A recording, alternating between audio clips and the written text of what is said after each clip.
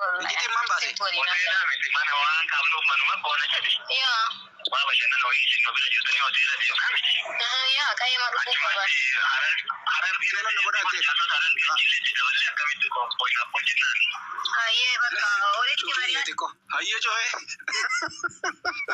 Cuy itu kok. Tolong cuy. Bukan cuy. Jende ibsa kan tu badani ukam mi abule sari wallahi lazim. Ayo tu. Mal kunna tumdatani beta. Shamarran kutata akka keessatti akka kutaa saniitti dhiirti isaanii waan isin daleegdu bartee kutaa biraa deemtee heerumti si galee dhalaan teenyaas ta kutaa biraa deemtee heerumtu jaalatte sitti fakkaate dhiirti teenyaas ta dhalaa kutaa biraa fuutu jaalattee miti waan dho'ifamu takkaa jiraa waan isaan dho'isu jiran si galee miti fi jaartii isaati amma osoo misteeriisisan hin baane tafaan kaana godhaatte akkasi waatti subhanallah ani dilanuma maal bakkatti waan jaaf Wallahi waan ajaa'ibaati. Sabboon argolcha ijoollee fi kutaa keessatti dhalatanii guddatan keessaa deemanii kutaa biraa heeruman hundi misteera isaanii kan dhoofeeffamu tokko jiran amanii bisa dhiiraas yoo ta'e dhalaas dhugaa jirtu kana Urjii. Osoo jaartii fe'aat bashirtindaniiti nu gubbaa kaashitanii nu gubba dhaaddanii fiidiyoo waraabdanii walitti ergisanii nama takkaa nama sagalee ilaaltanii. Amitti waggaa dhibba takka. Dhagay, amitti waggaa sagalmoo kudhan onlaayinii kanarra teessu. Darabneen fuudhu dhabame bakka taraa fuudheen beenu nuti gurbaan dhageeffadhu. Amma waliin jechuu barbaada. Urjii wal ilaaluu qabdanii. Tokkoffaa irratti amma pooyintiin keenya wal fuudhanii wal fuudhuu baatanii miti amma. Amma dubbiin tuni garam deemtiidha. Gurbaan kuni gabdee waan kana godhuu baannaan iccitiin isaanii guutuu baati. Amma iccitiin isaanii haala kanaan gabbawuu jechuun kana eessaa akka baateen na yaachise maal? Hamzaatu ergimoo eessaa akka baateen? Eessaa dhufte iccitiin tun? Aniin kun eenyu? Hamzaa shee Jaabir.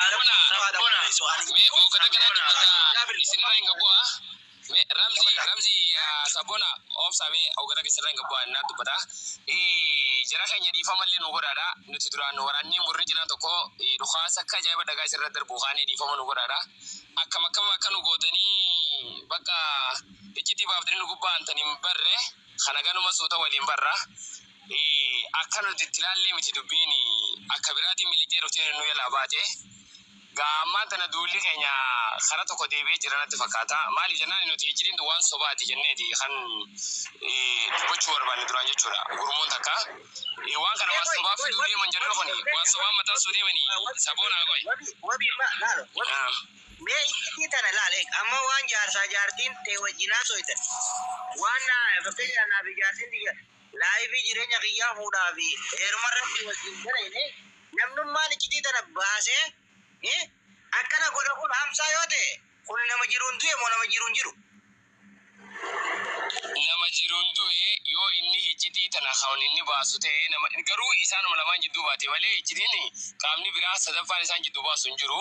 Kuni waan waan shakkii hin qabne jechuudha. Maaliif jennaani iccitii sabboonaa walitti qaban amma fireendii sabboonaa walitti qaban isaan lamaan jidduu miliquu dandeessi malee qaamni sadaffaa kan dhufee miliqsuu danda'u hin jiru. Maaliif waanuma isaan kana jidduudha miliqeetuun nama birallee gahaa jechuudha. Kuni isaa haa ta'uu isii haa ta'uu miliita kuni nuti dhiifama godha wanni hin jedhamne akkaataa nuti duraan itti isin hubanne duula obboleeyyan lama kan wal loleen jecha jarra harki isaanii tokko jechi isaanii tokko obbolummaan isaanii tokko jara kana gidduutti akkamitti duulaa ayyandaa fidanii bananii waan juu uumamee ture nu biratti waan kana ibsaan ni jira wanni kun ni jira iccitii jira dhaabaa jee ture iccitii kana namanni ture garuu amma iccitii famanne dhiifama hamzaan akka gabbee dhiifama gaafatu wanni kanarraa hamaa jiraachuu malchiisa wanni akka obbolummaa qabdanii bira qabdanii solo gadi mbana leka di fama gaba to wami tide isa wabi dhageeffadhu amma waliin sagalee dhaabi yoo harroota as jala jira harroota hartee kaarree dhalate ka boru gartee hamsuma kana warabsuu jira si gartee kanaafin harroota kana diddaafiin wanni kuni asirratti. Kanaaf yoo gabbee waan kana firraa fitu baate isa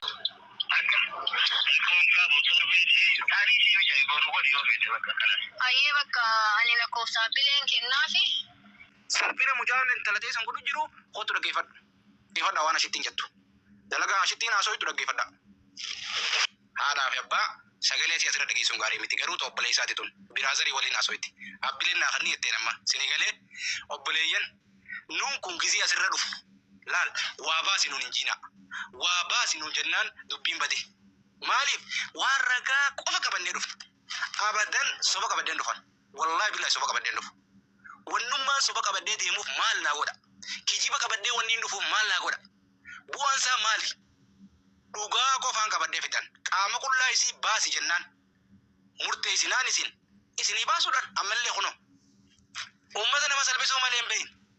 Uummata nama xiqqeessuu malee hin beeyin. Yaa Rabbi uummatuma akka marga Rabbii buuse Ashittii fi Hamzaa faallee. Yaa Hamzaa mee jaartii deemaa akkana goota. Yaa Hamzaa jaartii deemaa akka xiqqeessita. Egaa haya obboleeyyan mee amma akkam jettan. Haya amma mee maal jettan mee deebisa akkam qabdan amma. Mee maal deebiftan ayyee amma. Haya mee akkam jettan mee afaan kamiin dubbattan ayyee amma. Baasa soba keeja soba abbaa keeti. Wai sagalee si osa dhaga'u gariin asitti masanu ati asitti hin beektu. Wallahi ati asitti hin beektu. Laa soba aja. Waraabadhu si dhageessa. Ingiri Allah si dhageessa waraabadhu. Aboomee qoyaa fi ifaan takka ballee biraa rooba ish. Si dhageessisa shigiri Allah si dhageessa.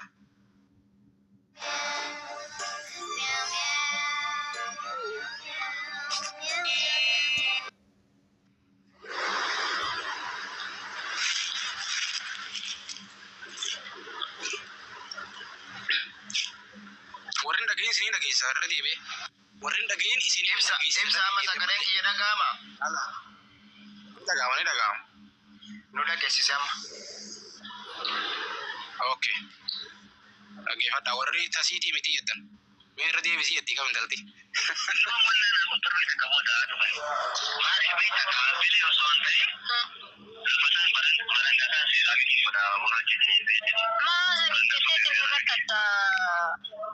dubbiin haga danda'ametti haa jarjaramu. Yaa hunjiraami. Yaa okay.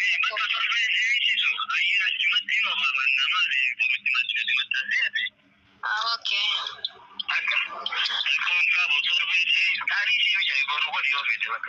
Ayyee bakka ani lakkoofsa bileen kennaafi bilbilanii walitti banii guyyaa qabatan ayyee.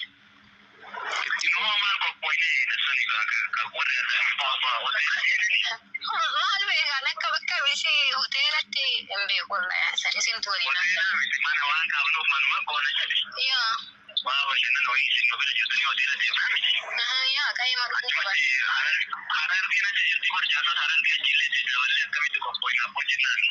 Ayyee bakka walitti mari'adhaati. Ayyee addaan baasa.